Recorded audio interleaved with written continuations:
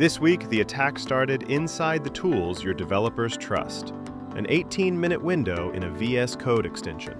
GitHub, OpenAI, and Mistral AI breached. Google confirmed the first AI-generated zero-day in active use. Not theory, a real exploit, built by a machine. Microsoft Defender was exploited, again, second time in 3 weeks.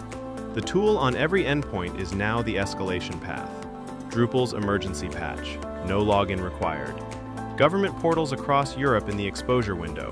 And CISA just confirmed that 2008-era vulnerabilities are still being hit today.